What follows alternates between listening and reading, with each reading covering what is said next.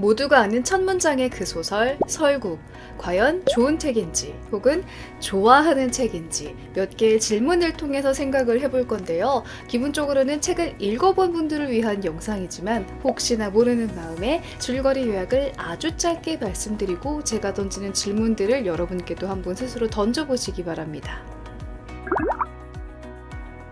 도쿄에 사는 돈 많은 유부남 시마무라는 고마코라는 게이샤를 만나기 위해 눈의 고장에 몇 번 방문하곤 하는데요. 어느 날 기차를 타고 눈의 고장으로 가는 길에서 만난 요코라는 여자에게 호감을 가집니다. 요코와 고마코는 한 집에 사는 사이였고 요코가 간호하는 남자는 고마코와 약혼 관계에 있는 남자였죠.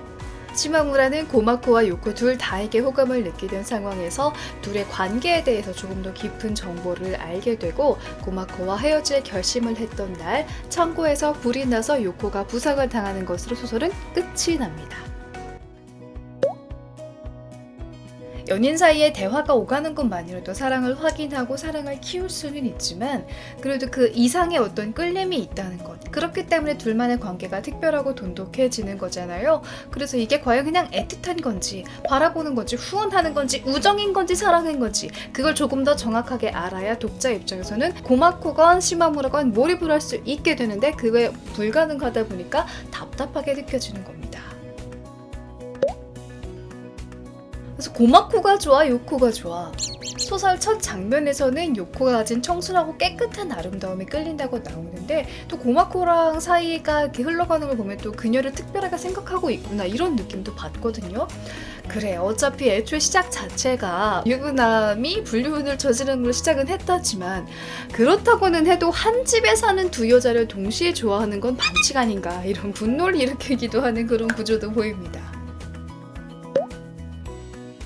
고마코는 대체 왜 시마무라를 그렇게 좋아하는 걸까요? 이 소설 속에서 시마무라는 돈이 많고 무용에 관한 글을 쓰는 부모의 재산이 너무 많아서 무의도식할 수 있다고 본인 스스로도 이야기하는 그런 조금은 한량 갖고 한심해 보이기까지 하는 그런 허무한 남자로 나오는데 고마코는 대체 왜 어째서 자신과 약혼 관계에 있는 남자가 생사가 오거나 위급한 상황임에도 불구하고 기차역에 배웅하는 게 더 중요하다고 말할 정도로 이 남자를 좋아하는 걸까요?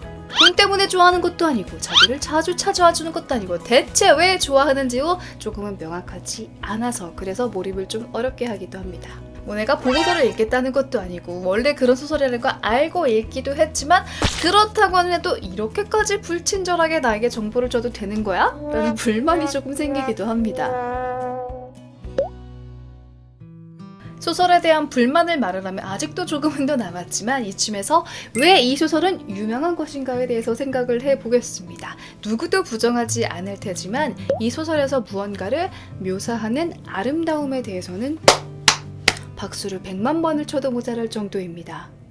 특히나 일본 문화를 모르는 사람이 읽는다면 이렇게 눈이 덮인 어느 시골 마을 온천에 가서 고타츠라는 테이블도 펴보고 싶고 그 직물 짜는 거 나오잖아요. 아름다운 천도 보고 싶고 게이샤들은 어떤 악기를 연주하고 그들은 어떻게 사람들을 만나는가 이게 궁금해서 일본의 작은 온천 마을에 가보고 싶은 마음이 강하게 들 정도로 정말 아름답게 그려냅니다. 자, 그럼 이쯤에서 이 책과 조금 먼 것 같지만 가장 궁금했던 질문을 저 스스로 그리고 여러분에게 한번 여쭤보겠습니다. 이해할 수 없어도 좋은 소설인가? 하는 질문인데요. 노벨 문학상을 수여를 할 때 한림원에서 했던 말인데 인간의 유한성이라던가 상징, 아름다움에 대한 묘사 이런 것들은 내가 정보를 얻고 이해를 하면서 납득할 수 있는 부분들이죠. 그런데 제가 이 책에 대해서 궁극적으로 조금은 의문점을 갖게 하는 것, 이 책이 좋은 소설인가라는 것에 의문점을 갖게 하는 것은 허무라는 개념이 아닐까 이렇게 생각을 합니다. 허무는 특히나 일본 소설이나 영화에서 쉽게 찾아볼 수 있는 것들이고 일본이 아니라고 할지라도 전쟁을 겪은 후의 나라를 묘사하는 그런 데에서 문학 작품에서 잘 보이는 개념입니다.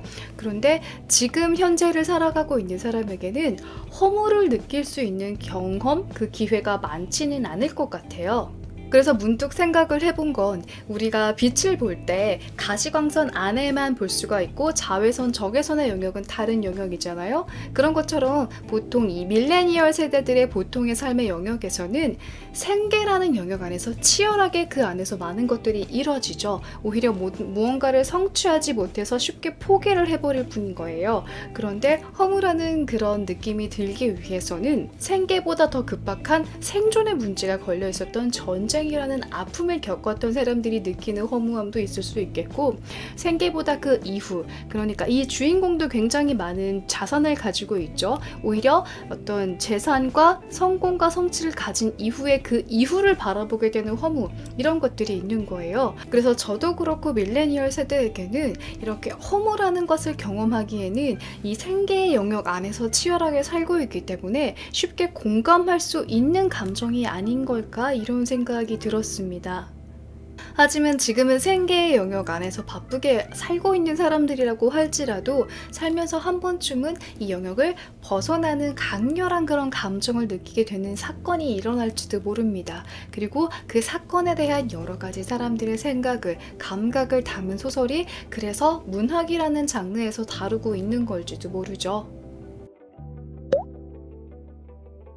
도덕적인 당위성을 따져본다면 화가 나기도 하고요. 로맨스를 기대했다면 몰입하기 어렵게 하는 모호한 그런 감정과 정보들이 화가 나기도 합니다.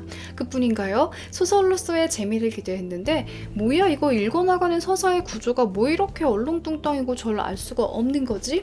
이렇게 답답한 마음이 들 수도 있지만 이 책을 주목하게 하는 것, 이 책이 조금 더 좋은 책이야 라고 말을 할 수 있게 되게 하는 거는 물론 자연을 그려내는 아름다운 묘사 라는 것이 너무나 월등하기도 하지만 저는 차를 사는 것과 차를 갖고 싶어 하는 것의 차이라고 생각을 합니다. 예산은 한정되어 있어요. 그러면 여러분은 한 분야에서 확 뛰어난 차를 사기보다는 전체적으로 둥글둥글한 능력치를 보이는 차를 사게 됩니다. 하지만 여러분에게 한번 물어보는 거죠. 굉장히 멋있는 세련된 빨간색 스포츠카를 갖고 싶기도 하고 평지라고는 해도 투박하게 굴러가는 그런 멋있는 SUV를 갖고 싶기도 하죠. 소설이라는 건 그런 것 같아요. 그냥 평소에 탈 적당한 차를 사는 게 아니라 특별한 이런 매력이 있는 여러 가지의 다양성들 중에서 하나를 골라 읽는 것이기 때문에, 그래서 이 소설을 그런 독특함을 가져다주는 책이라서 좋아한다라고 말을 할 수 있을 것 같습니다.